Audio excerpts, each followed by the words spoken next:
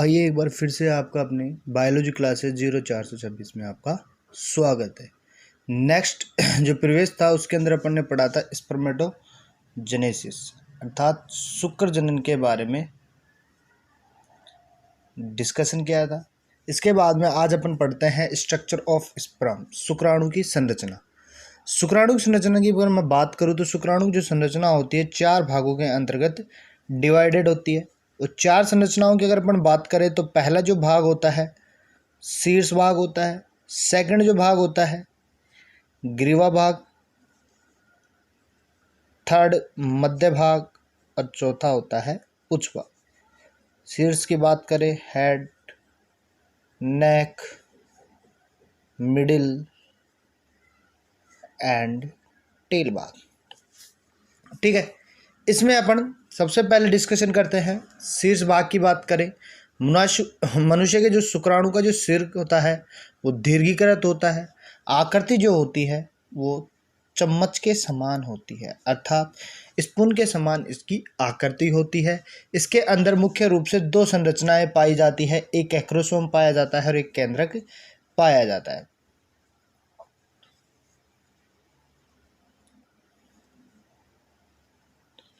Acrosome के बारे में अगर अपन बात करें फर्स्ट पॉइंट की, एक्रोसोम के बारे में बात करें तो शुक्राणु का जो शीर्ष होता है वो होता है टोपी नुमा, इसकी आकृति पाई जाती है।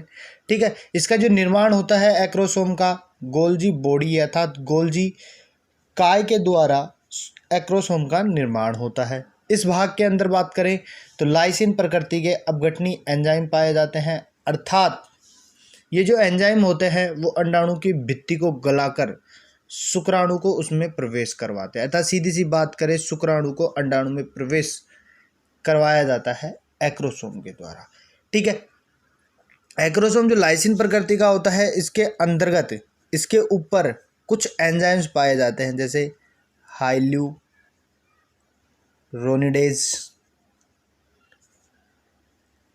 हाइड्रोलेजेज, एक्रोसोमिन अर्थात कुछ एंजाइम पाए जाते हैं जो उस अंडाणु की भित्ति को गला देते हैं और शुक्राणु को उसमें प्रवेश करवा देते हैं। नंबर 2 बात करते हैं केंद्रक की। केंद्रक की अगर मैं बात करूं तो शुक्राणु के शीर्ष भाग अर्थात एक्रोसोम से जस्ट नीचे की ओर क्या पाया जाता है, केंद्रक पाया जाता है, जिसमें मुख्य रूप से डीएनए तथा क्षारीय स्टोन प्रोटीन उपस्थित होती है जो आनुवंशिक सूचनाओं को एक स्थान से दूसरे स्थान पर अर्थात अगली पीढ़ी से ले जाने का कार्य करती है, अर्थात एक पीढ़ी से दूसरी पीढ़ी में ले जाने का कार्य करती है। नंबर 2 बात करते हैं ग्रीवा की। ग्रीवा की बात करें तो सिर भाग के ठीक नीचे का जो भाग होता है उसे ग्रीवा कहते हैं। इसमें मुख्य रूप से 2 प्रकार की संरचनाएं पाई जाती है। एक जो होता है वो तो होता है समीपस्थ तारक केंद्रक,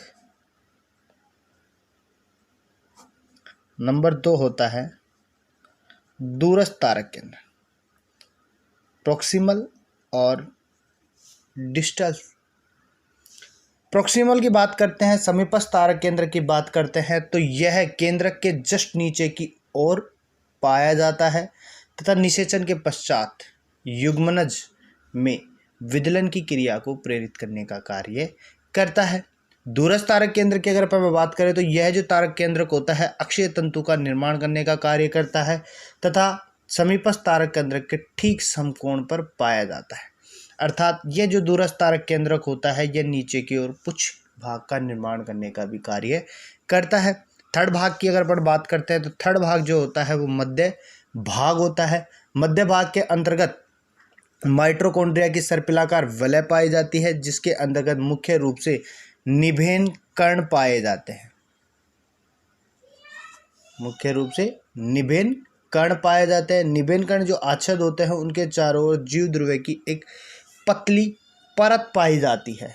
इस परत को अपन क्या कहते हैं, मैनचेट कहते हैं, या सीधी सी बात ये कह सकते हैं निभेन कण आच्छाद के चारों ओर पाई जाने वाली जीव ध्रुव की पतली परत को मैनचेट कहा जाता है। इस भाग में नीचे की ओर एक मुद्रिका पाई जाती है, मुद्रिका तारक केंद्रक पाया जाता है जो माइटोकॉन्ड्रिया को पुच्छ में जाने से रोकता है, अर्थात माइटोकॉन्ड्रिया को ऊपर ही रोक देता है तथा नीचे नहीं आने देता है। माइटोकॉन्ड्रिया जो होता है उस शुक्राणु को गति हेतु आवश्यक ऊर्जा प्रदान करने का कार्य करता है, अर्थात शुक्राणु गतिशील होता है, अर्थात उसे गति प्रदान करने का जो कार्य होती है वो एनर्जी, ऊर्जा की जो आवश्यकता होती है वो माइटोकॉन्ड्रिया के द्वारा उसे प्रदान की जाती है। अब चौथे की बात करते हैं, पुच्छ भाग। पुच्छ भाग की बात करें, मध्य भाग के जस्ट नीचे की ओर सकरा एवं तंतु रूपी जो भाग होता है वो पुच्छ भाग कहलाता है। इस भाग में केवल अक्षीय तंतु पाए जाते हैं जिनके चारों ओर प्लाज्मा झिल्ली उपस्थित होती है तथा यह जो भाग होता है वो शुक्राणु की गति को दिशा हेतु जिम्मेदार करता है, अर्थात जिस दिशा की ओर पुच्छ गमन करेगी उसी दिशा की ओर शुक्राणु भी गमन करेगा, अर्थात शुक्राणु के आगे का हिस्सा उसी पुच्छ की दिशा के अंतर्गत गमन करेगा। छोटी सी मैं एक नोट की बात करता हूँ, इंपॉर्टेंट बात है। एक बार संभोग की क्रिया में लगभग 20 से 30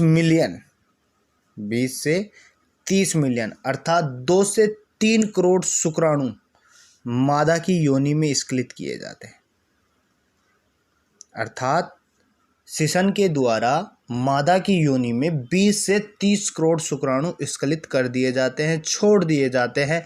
इनमें से जो 60% शुक्राणु होते हैं वो लगभग सामान्य अवस्था के होते हैं तथा 40% जो शुक्राणु होते हैं उनकी गति तेज होती है जो निषेचन हेतु बहुत आवश्यक होती है, अर्थात निषेचन का कार्य जो किया जाता है वो इन